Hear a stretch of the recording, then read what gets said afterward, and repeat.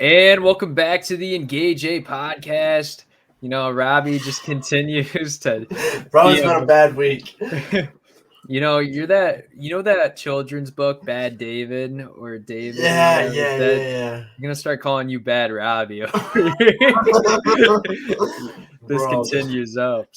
yeah, we get to the desk. You throw the laptop out of the backpack, and the USB-C to USB adapter looks like this. Let's just for everyone watching. Oh, yeah, looks like that. So had to make a quick Meyer run. Shout out to you, Meyer, for being open till midnight. Yep. And we secured a new one, and now we're here. Yeah, now we're here at 10:27 at night. 40 minutes later. Gosh, man. Yeah, I mean, hey, it's a weird Saturday night. Virginia Tech's looking like a competent football team. Well, it's Saturday night. I didn't know that. I meant Thursday night. It's a long night. It's a late night. All right. Wings are Speaking losing. of the games that are going to be happening on Saturday, some of them being on Saturday night. If you're watching on YouTube, we got a little new presentation feature for you. We're going to start out with the Oregon versus Utah game. 3:30 in Salt Lake. The line 6.5 for Oregon, over under 47.5. Robby, what are your thoughts on this game? Well, I'm going to tell you one thing. I have this game as my upset pick. I think Utah takes this one. This game is being played in Utah. And the line already just kind of gave it away to me. Like, Vegas really does not have a lot of confidence in this Oregon team. Bo Nix, for all of you who do not know, he is 0-6 in ranked games on the road. Whether it's in a neutral site or on the road, he's 0-6. This guy plays terrible on the road in general. I believe he's 0-something in a lot of those losses. Maybe it's 0-18 against ranked opponents, but a lot of those came against came when he was on Auburn. But once again, this Utah defense, let's talk about this for a second. They absolutely made Caleb Williams look just stupid. Just like this guy's in the Heisman conversation type, like that. He made him look that bad. I think they can do that against Bo Nix very easily. The only thing, and I'm fairly confident that this will come true. And the only thing that makes me less confident in the pick is that Oregon has what USC doesn't, and that is a darn good defense and also a darn good offensive line. So with those two things being said, I still think Utah comes out with it. Being at home, and hopefully, they do what I just said, and that is limit the firepower of Bo Nix in this Oregon offense. We'll see. I do think, though, that this is going to be a Utah Utes dub, and we're going to be talking about the Utah Utes possibly kind of defending this Pac-12 championship and possibly winning it for the second year in a row. I think it would be wouldn't it be their third in a row? Oh my gosh, you are right. Yeah. You are right. Isn't that crazy though? Like, yeah, Utah is three times. This Utah team's really good. And guess what? Shout out to Joel Clapp for this stat. It's 27-0 or 27 games in a row won at home when there are fans in the stands. And I don't see this game going a different way. I love the little reference. Fans in the stands. If any of you don't get that reference, that means that this team did lose at home, but COVID. I'm pretty sure they're still like 29-1 in their last 30 at home. Yeah, it just means that they lost the COVID game. Yeah, and this Utah team, they're now that Bryson Barnes has kind of been, given the keys to the Maserati, to the Lamborghini, whatever. I wouldn't call it it's not a Maserati or Lamborghini. Yeah, it's more like a big pickup truck. Ram 3500. There we go. Cummins diesel. Maybe a little bit of a Freightliner almost. Yeah, when they get into semi trucks. But no, this Utah team's finally starting to hit their stride once Bryson Barnes has gotten the keys. He's been able to expand his game a little bit more. We saw him do some stuff with his legs against USC last week, and granted, it's USC's defense, but it's still a very highly rated, Pac-12 team. And guess what? USC did give him some trouble, and he ended up throwing a pick six in that game to Kalen Bullock. this Utah team, both these teams don't turn the ball over. Oregon has 1 and Utah has 4. That's something that I found very interesting. I think Utah can put up stops together. I think that they can come up in the red zone better, force Oregon to take field goals. And yes, Vicky's got stuff put on tape now, especially, USC didn't know what a wheel route is. Maybe Oregon does. We'll see what happens with that. But honestly, I'm kind of a fan of these Utah playmakers, guys like Vicky, Parks, Jaquindon Jackson. Love Jaquindon. I really like Bryson Barnes too. The more I watch him, the more he's been developing. And Oregon, even though they came out with the win against Washington State last week, I look at that Washington game, and Washington's defense isn't particularly anything special. They have some dudes, but they were able to force an interception in that game, and they kind of were able to put together some stops and force Oregon out of their comfort zone because they were also coming back on offense. And I think that's something Utah is going to be able to do. I don't think this Oregon team is necessarily good when the pressure is on them and when they have to come out of a clutch 3rd and long situation or they got to get off the field. I don't see that happening in this game, especially with, Salt Lake goes crazy. It might be the biggest home field advantage in the whole entire country. With that being said, also one of my upset picks of the week, taking the Utes over the Ducks. So, give it to them. I got a question. The over-under's at 47.5, which is a very interesting line. What do you think over or under that? Because in my opinion, I don't think this game, I think this is going to be a very fundamentally sound football game. And I don't think it's going to be as defensive battle as like Penn State, Ohio State. However, I don't see big plays or firepower. Well, like Utah, if they're going to win this game, they're going to have to hit a couple explosives, right? That's kind of what they do in these big time games. You look at their game against USC last year. You look at last week versus USC this year. And probably a bad example to use that defense, but I'm just saying when it comes to playing a big opponent, Utah is one of those teams. They find a way to hit explosive plays and get guys involved. Even if you've never heard their name before, you're going to hear them after that night. And I think that's just something Utah does. Kyle Whittingham, one of the best coaches in college football. I think that just Utah is going to get it done. And they're a very fundamentally sound football team. And so is Oregon. Like, I think this game's going to be like closer. I think if even Oregon was to win, I don't know how much they would cover. Right. But I see this being like a 23-20, 27-17 type game. Yeah. I'm kind of with you on that. I think Oregon's defense was definitely exploited in terms of like how to hit the big play on this team because Washington did it so well. Now, granted, you don't have Michael Penix at quarterback. You don't have Roma Dunze at wide receiver. So there is that. But also to your point, Utah does have great football players on this team. These guys they remind me of like the Patriots, man. There's just guys on that team that just aren't huge names in the sport that just all of a sudden emerge in the big moments. And then once they get put on these big stages, you're like, where's these guys been? Even though they've been there all year type thing. So I'm kind of with you. I just don't think Utah is just also one of those teams that's never really in the big time spotlight because of just how they play and in their market. Yeah, and they always slip up a game or two too. That definitely doesn't help. Yeah, right.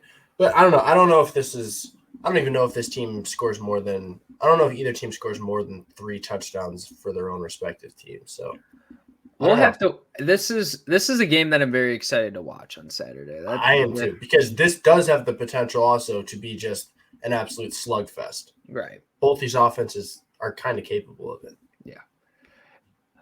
Next up on the agenda, Duke, Louisville, 2 ACC teams that if one of them come away with the win in this game, we might see them in the ACC championship, most likely against Florida State, but it's crazy time in college football. It's about to be November. We shall see. Louisville favored by 4.5, over under 46.5. My thoughts on this game is if Riley Leonard, if I was confident that he was 100% healthy and he was going to be at his full peak, I mean, I think it would also be able to tell by the line that I would take Duke in this game. But, We still got to roll strong with the Cards. Jack Plummer, Jawar Jordan, Jamari Thrash. There's a bunch of dogs on defense as well. Anthony Quinn. That's the thing. These are two really good defenses, and Duke's with their backup quarterback. I forget his name. I think it's like Beeline or something. He's not very good. It's a very noticeable drop off between him and Riley Leonard. And Plummer, even though he's had his inconsistencies throughout the year, they rely on a good run game. And also Louisville, if you don't know, they know how to defend the run very well and know when to be aggressive, and they shoot the gaps very aggressively. That's something that I really like. And I think like it's almost kind of a disadvantage for Duke in this game because, they're a team that does rely on running the football, especially when they haven't had Riley Leonard or he hasn't been at full health. And that's something that I really like to see from this Louisville team. And I think it's almost a bad matchup for Duke unless Riley Leonard is completely healthy, which after how he went out in that game against Florida State, I just don't see that being the case. No, and it upsets me though, because you go back 4 or 5 weeks, and then you look at this match and you're like, my goodness, this could be I thought this big matchup. Yeah. Like such a fun game to watch because of the firepower that Riley Leonard brings to the Duke offense. But at the same time, we were watching every single week this Duke defense slowly develop into one of the best in the country, definitely one of the best in the ACC. And Louisville on the other side, like you said, Jawar Jordan's having his Heisman campaign year, not anymore, but he's still one of the he's still he's going to be a Doak Walker finalist exactly for sure. Absolutely. And Jack Plummer being as inconsistent as he was, like you also said, has been playing good enough, and the run game definitely helps set him up.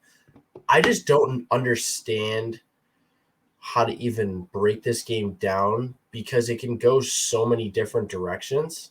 Like the ACC is just super tough to it's a super weird depict and analyze. It's almost like the unpredictable conference. You don't know what's going to happen in each week because every team just shows you a different side of them every Saturday. Absolutely. But I am going to go with Louisville because their guys are there. Like the guys that have been there all year are still there and they will play good football. Do I think this is going to be – I don't even think they match the 46.5. I think that'll be – yeah, I don't think Duke's going to be able to put up over 17. Like they really struggle offensively, and this Cards defense, like Duke's defense gets talked about a lot, but Louisville's defense as well. You throw out the one stinker against Pittsburgh, which I think every ACC team is just going to have a stinker at this point. Like look at Miami, North Carolina as well. It's just part of the process. Absolutely, it's like we just said. Like I just said, these ACC teams are very tough to analyze. They're all just playing just inconsistent football week to week. You just really never know who's going to show out, what version of them you're going to get. But like I said, I'm going Cards. I think without Riley Leonard, Duke they're lost puppies, man, on offense at least. The defense is going to save them and be able to, make that win-loss record look somewhat respectable. But without it, dude, oh my gosh, I would feel so bad for this team. But I got the Cards. Yeah. Moving on to the next big game in Jacksonville. We got Georgia versus Florida. Georgia favored by 14.5, over under 48.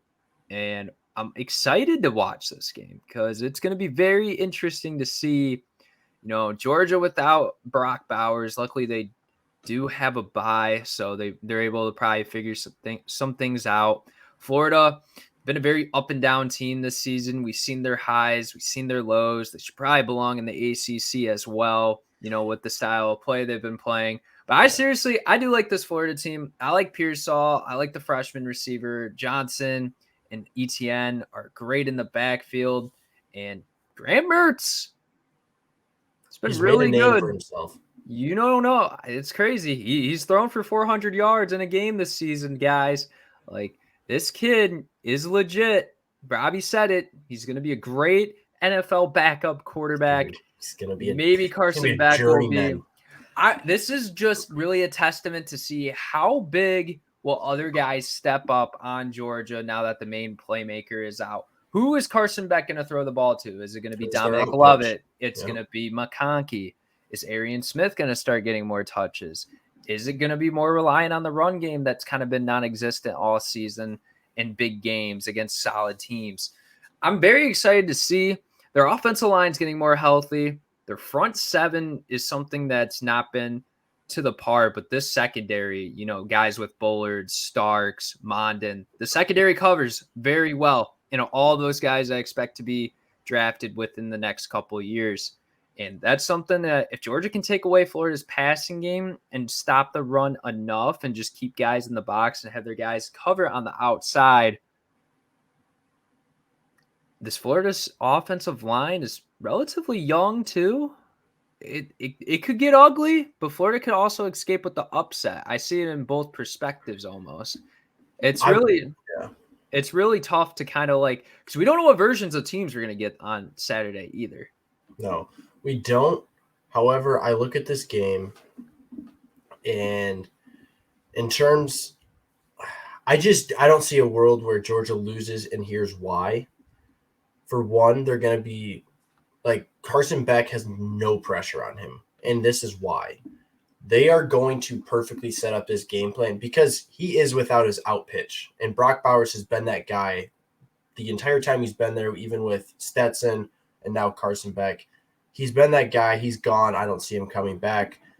But with that bye week, I guarantee you that Georgia coaching staff has perfectly designed this game plan to take all of the pressure off Beck.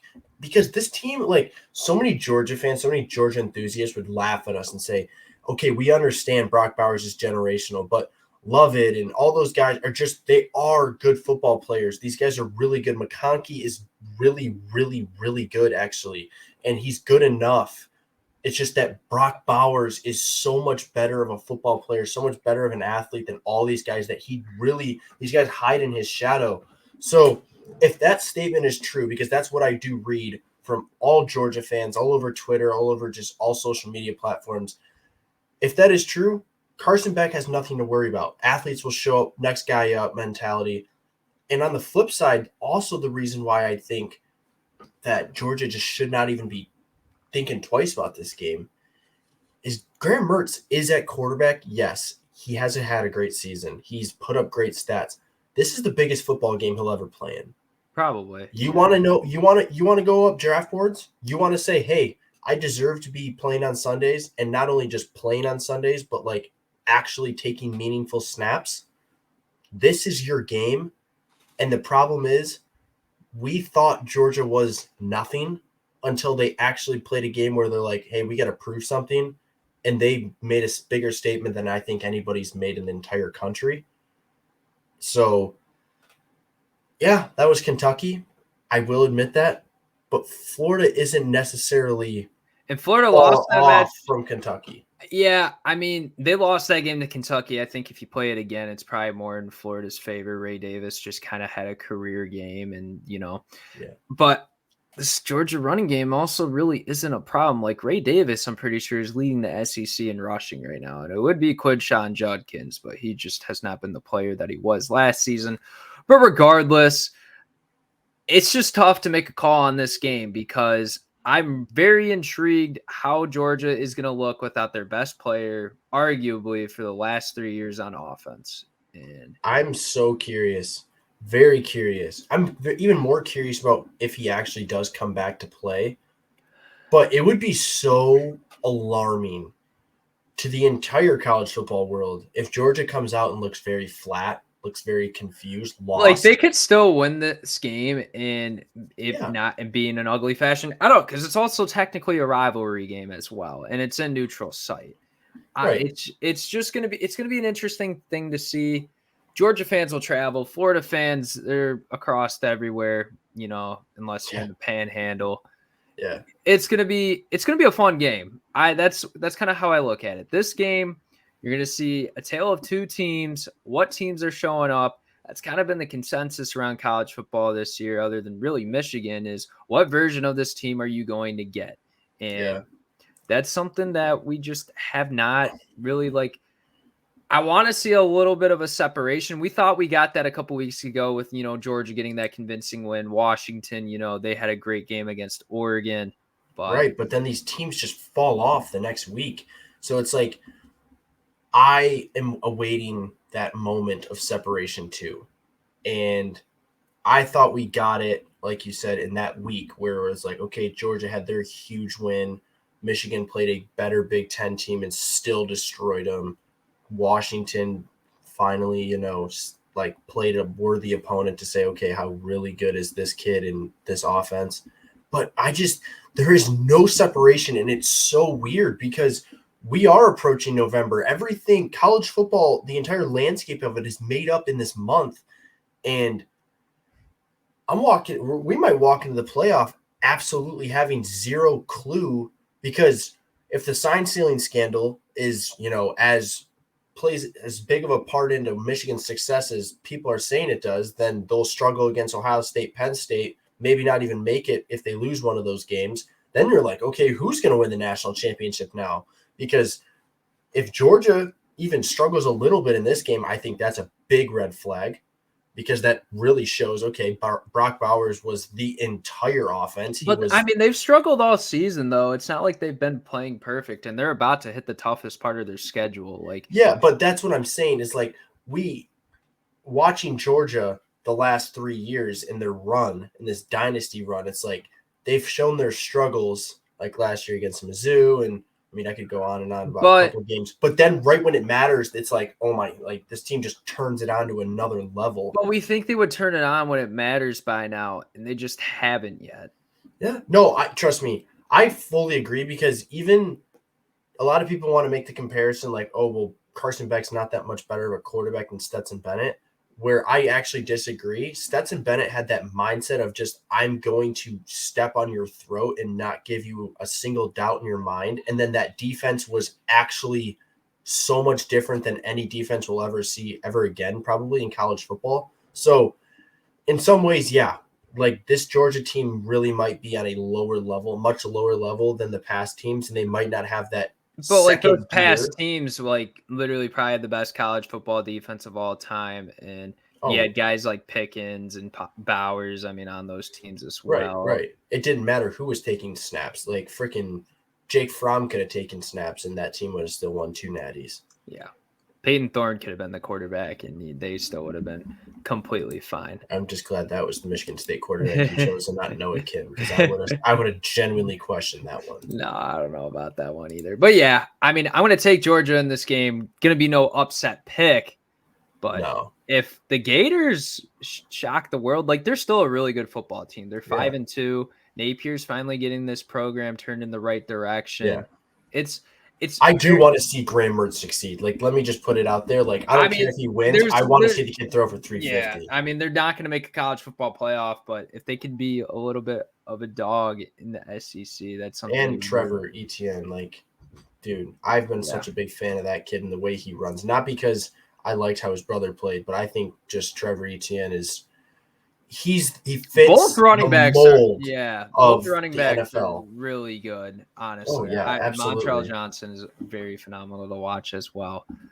All right, moving on. We're going to Lawrence, Oklahoma, Kansas. Oklahoma favored by 9, over under 65. Traditional Big 12 over unders in the 60s. Surprise. Is Kansas going to be able to get it done, though? Like, I almost picked this game as an upset pick. I'm not going to lie to you. If Jalen Daniels, I'm pretty sure he's probably not going to play for the rest of the season. Like, that's kind of been the rumors and the words floating around in the reporting landscape of college football. But they still have a ton of backs. Like, Neal is one of the best backs in the country. They have a very solid defense. It's just, when I look at that Texas game not too long ago, Kansas almost allowed 700 yards. And granted, that Texas offense with Quinn Ewers is something very special. The backfield with Brooks, Worthy, Jatavion Sanders, all these guys on that Texas team, A.D. Mitchell, don't want to count them out either. There's just so much guys on that team that I'm just like, oh my gosh. Right, and Oklahoma Jordan Whittington. They still got guys, and it sucks that Andrew Anthony's out. The run game has not been able to hit that, it's been an average run game. They haven't been above average to elite. It's just been average. I don't know how much it's the offensive line or it being because Dillon Gabriel, if you watch Oklahoma, like they relatively get the ball out quick, and the receivers have made a lot of plays like Farouk, Nick Anderson, one of the best young receivers in the country. Drake Stoops is very entertaining to watch. This defense, it's been solid this year too. I don't know. I don't think it goes over 65. And honestly, I think Oklahoma covers. I just like after the kind of that hangover win from the Red River Showdown, having a bye week, probably overlooking UCF and probably not expecting John Rice Plumlee to, play very well. I don't think Bean is very capable of playing on the level of Rice Plumlee. I think Jalen Daniels would be. I think he's a little bit better. But Kansas has playmakers. I just don't think we're going to see it. It's going to be very hard for Kansas to put up stops consistently because I do believe this Oklahoma offense is better than probably what people give them credit for. Yeah.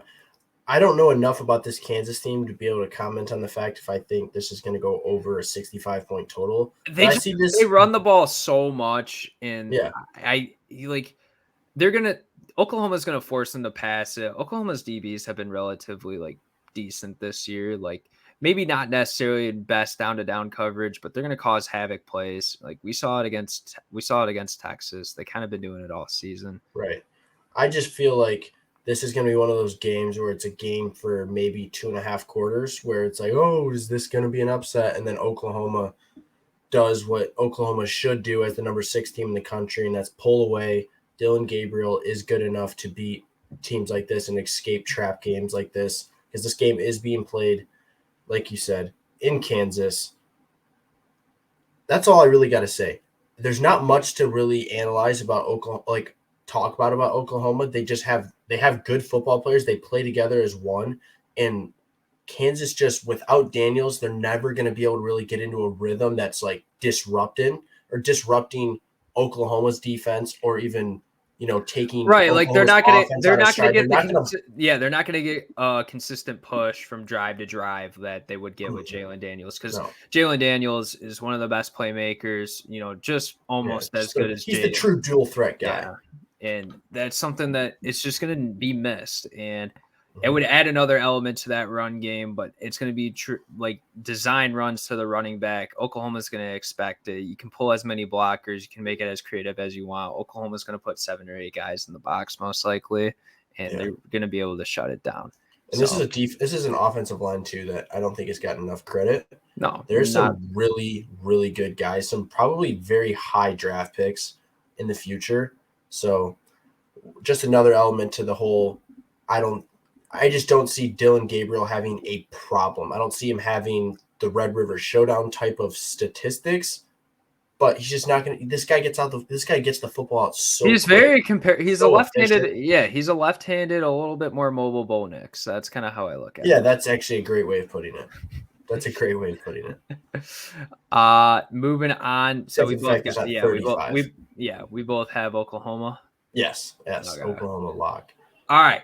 Moving on to the next game, we have Oregon State traveling to Tucson, taking on Noah Fafita in the Wildcats. As long as Arizona doesn't do anything crazy and puts Jaden DeLora back in, no word on that. But I think Fafita's the guy. He's seriously been playing. I'd freaking hope so, or they probably lose the guy, probably one of the better quarterbacks at this organization. Oh yeah, he would leave and go find somewhere, but he would probably go transfer to Oregon State if DJU leaves. Seriously, that would be a great system for Fafita actually. But yeah, Oregon State's running game is really good. Something that Arizona, they've been able to stop passing attacks from USC and Washington State as well. Very 3 pass-friendly teams, which shout out to their defense.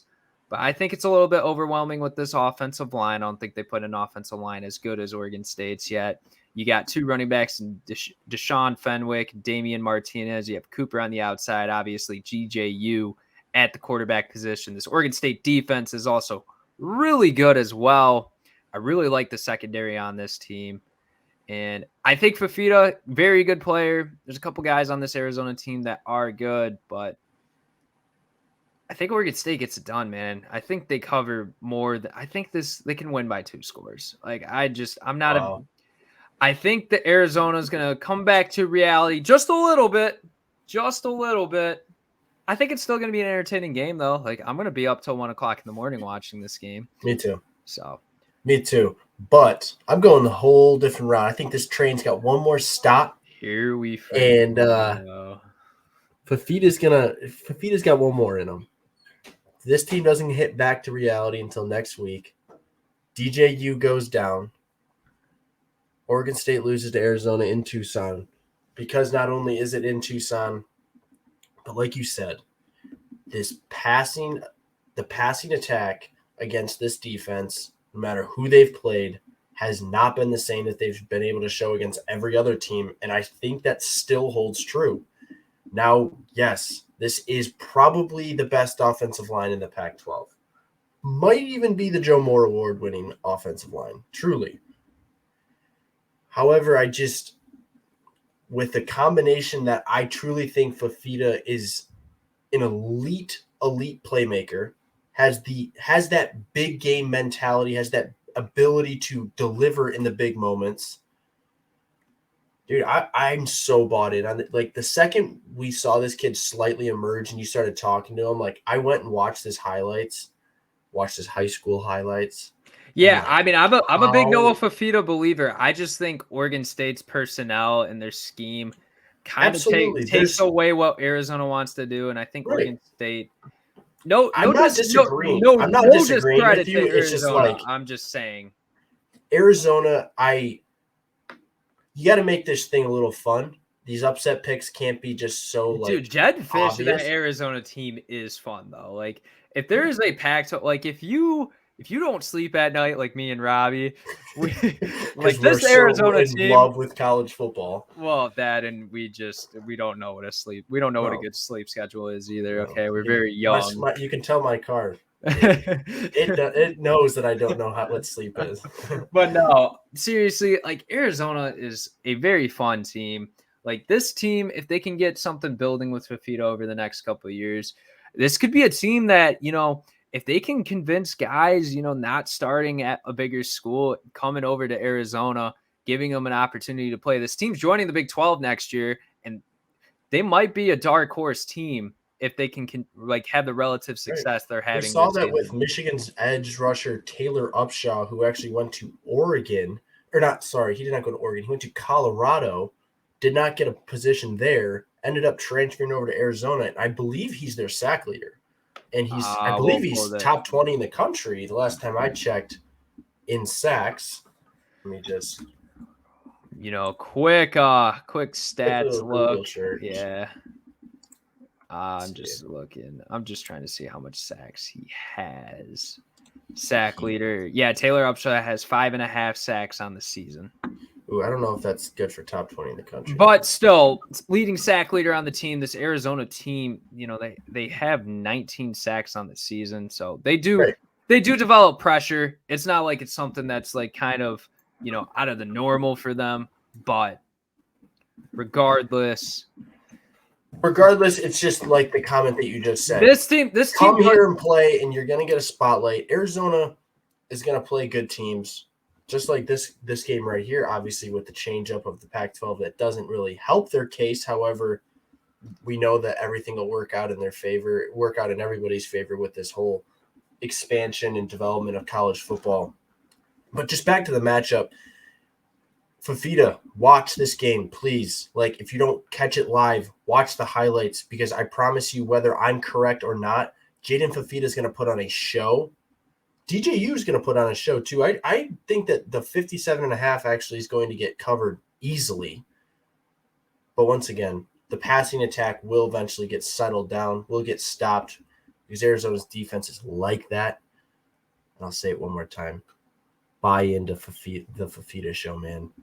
The kid's an absolute highlight reel, and I love it. And their front seven causes 13.5% havoc rate, which is something like this front seven might give Oregon State issues as well. We saw Washington State give this Oregon State team issues, and every game's a little bit different, but regardless, this is going to be a matchup to watch. I will say that there's a reason why this team's a 3 at 3 Like this Vegas knows that like this Arizona team's legit.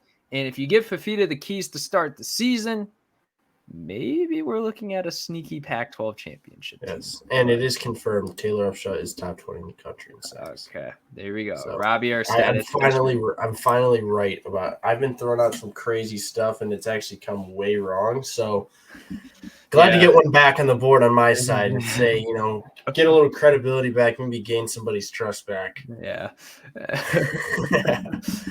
All right, one last game on the agenda. Number 3, Ohio State. Playing Wisconsin, 14.5 spread, over under 45.5. Probably going to be on under, my opinion. Okay, so I looked at this game, and I was so curious to think what you thought. Because I saw the line, and I get it. Oh, Wisconsin's 5-2. They got some good running backs. I guess their defense is okay.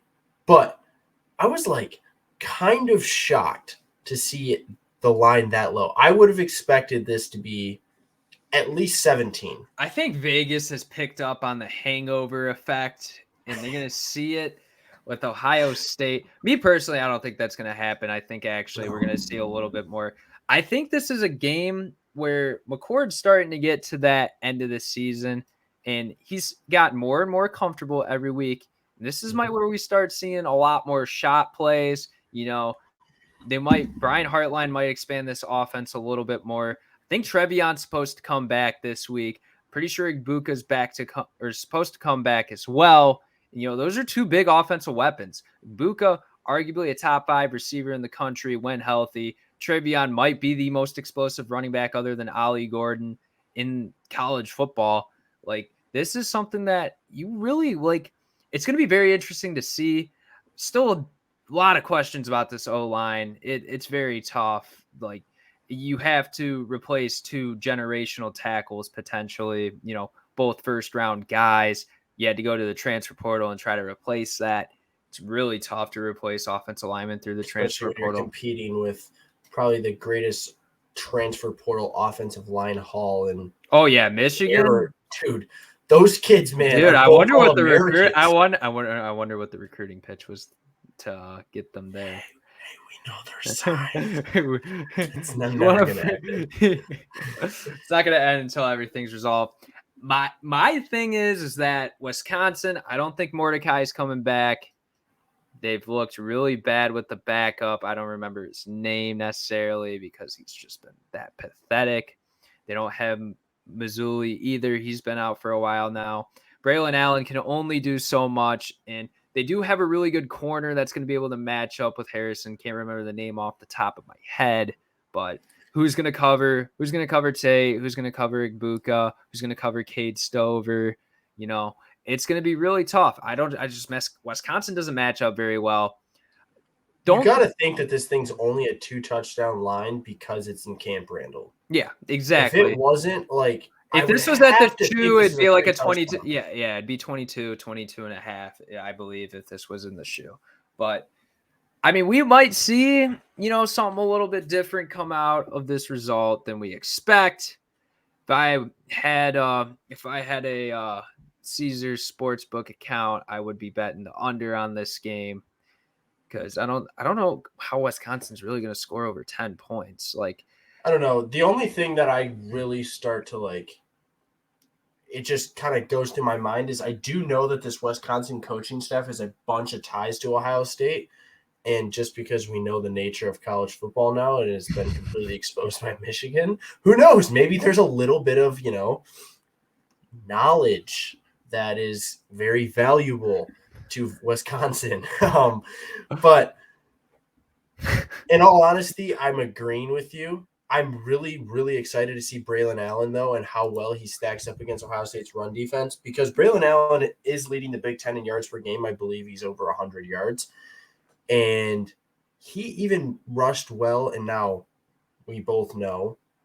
Last year was really bad, but Braylon Allen's rate. I think if Ohio State can shed blocks at the first level, if it gets to the second level, it concerns me because those linebackers, Steele Chambers, Tommy Eichenberg, they just don't get off blocks really well if you watch Ohio State play against a running team. Which is the reason why 4 yards a carry, and they're, I think, 5th right now in yards per game. So I don't know. It's very unlikely. No way does Wisconsin win this game, but it's kind of like this expose how, a little yeah. bit about how good this is there's been a lot of tests with this Ohio State defense, but I think this is the best rushing test that they're going to get all year until. I mean, but you think we would have gotten a good rushing test from Notre Dame too, like 100%, and that's why. And even Penn State, which I think they were trying. I just think they didn't utilize it correctly. Well, I think they were just trying to hit explosives, which something that they just haven't done all season. They weren't able to get the short passing game going. They either. watched Michigan game and they thought they could do the same thing, and yeah. Which Michigan still had a bunch of explosive running plays too with Donovan Edwards in that game. So right, and it was more of the fact that it's hard to, and when you go back and look at that Michigan game, it's hard to replicate 365 yards on 5 plays. Like it's exactly, and you also have to remember this secondary this year is not the same secondary that they had last year. Oh yeah, and that is it is night and day, and everyone's going to see that whether it's on the biggest stage in Ann Arbor or just continuously over these next 3 to 4 weeks, because if you haven't accepted the fact that Ohio State has a legit defense, whether you're a Michigan fan or just a casual college football fan, please do. Yeah, because you're this Ohio State defense is very legit. Seriously, might be a top 5, top 10 defense in the country. Yeah, and these Denzel Burke is going to be an NFL corner every day. Tumileu is going to be an NFL edge rusher. Mm-hmm. Burke's going to be a great linebacker. CJ Hicks, I swear once he gets his shot, we've been hyping him all up. I can't wait till he does. But that kid's going to be super good, and he's sitting on the bench. So if that tells you anything, I'm excited because when Ohio State is playing a complete game and complete football, as much as it hurts me to say, it's very fun to watch. Yeah, I did enjoy watching Justin Fields do Justin Fields things and watching that defense, watching Jeff Okudah literally, he dominated college football. Now, did he do that in the NFL? Absolutely not. I think that's an injury problem, though. I don't think it's necessarily.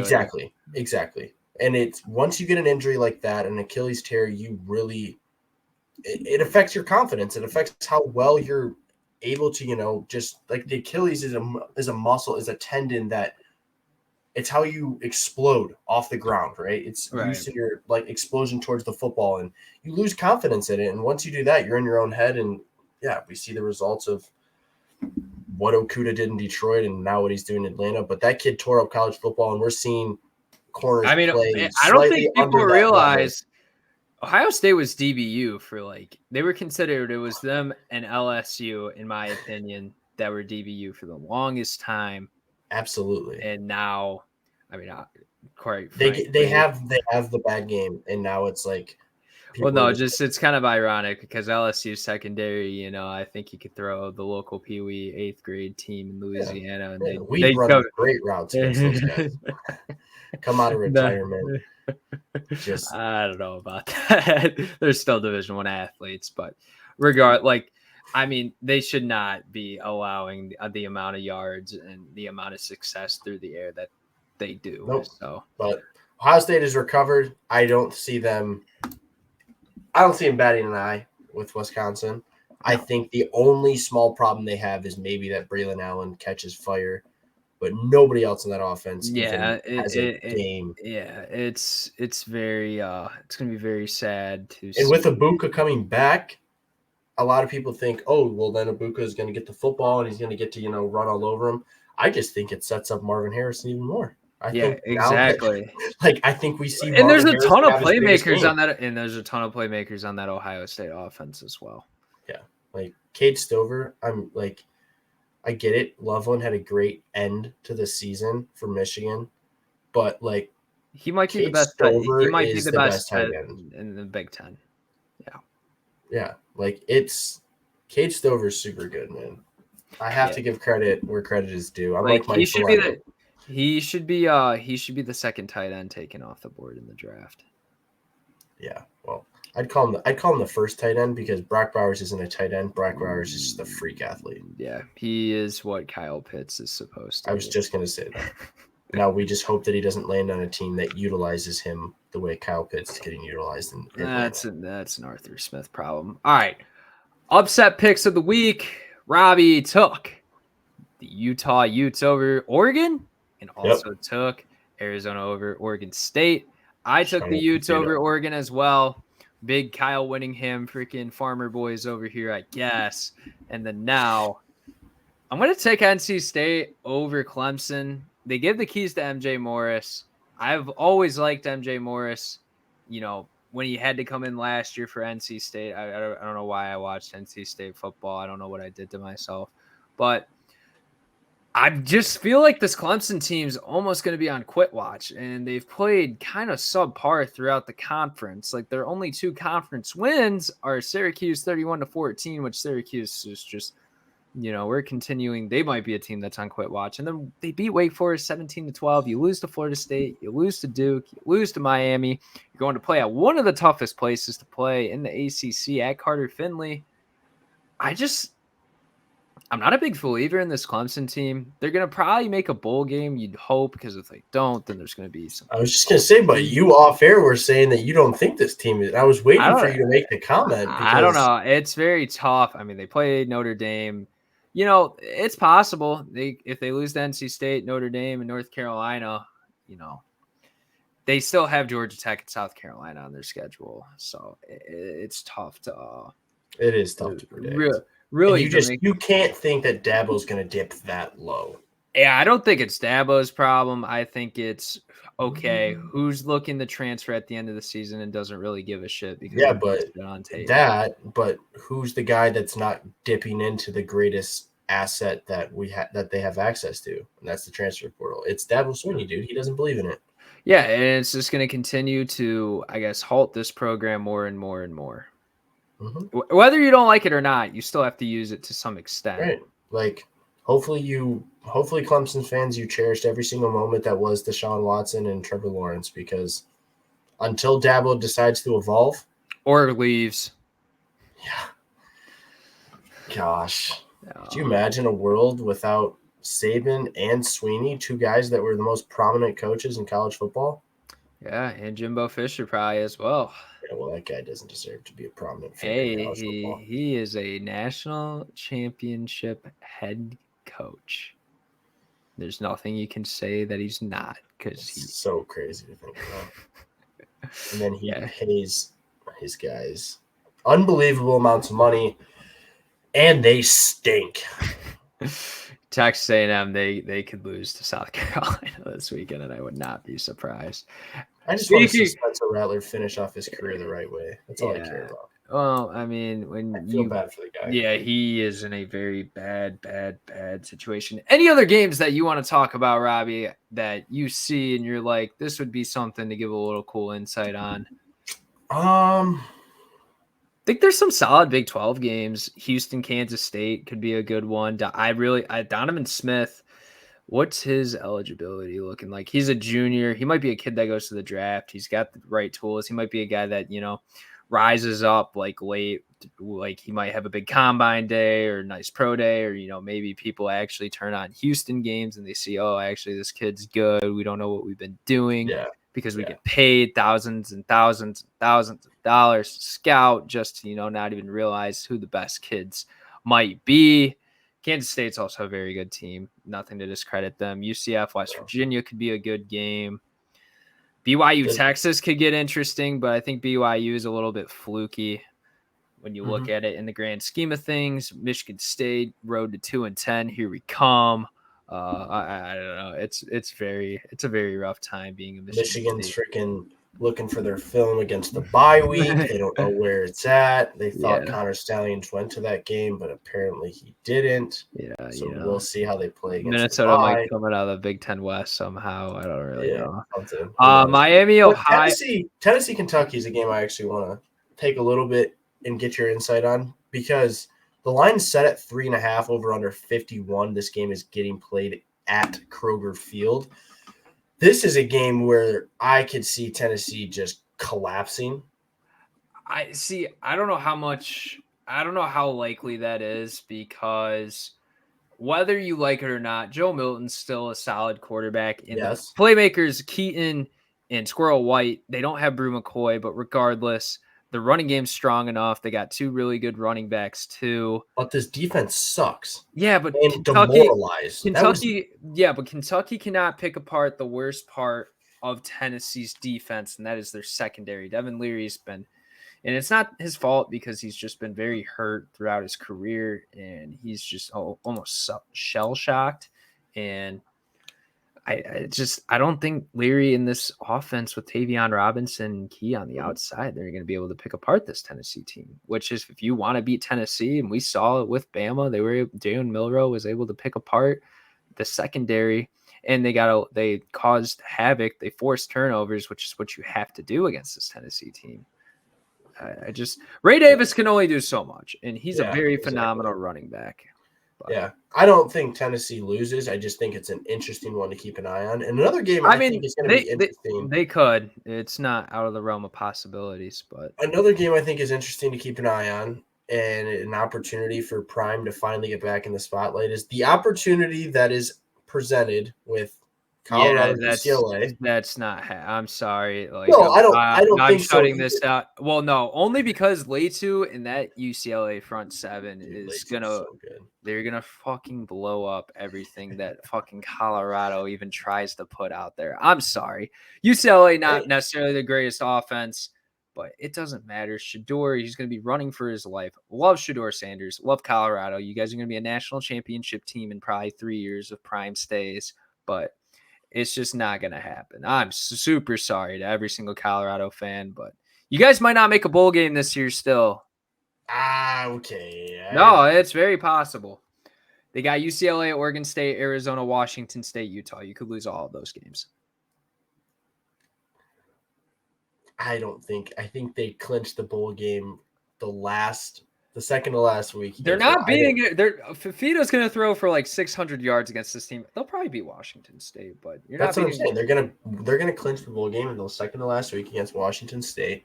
Yeah, I just think that if there's Prime's going to pull a Prime and do something crazy and come out with something wild, some new kid's going to emerge, and maybe they win and pass. They would have to force turnovers. That's the only way. But look at the kid that's at quarterback. Well, who is the quarterback? Gabers? I think Gabers is going to be there.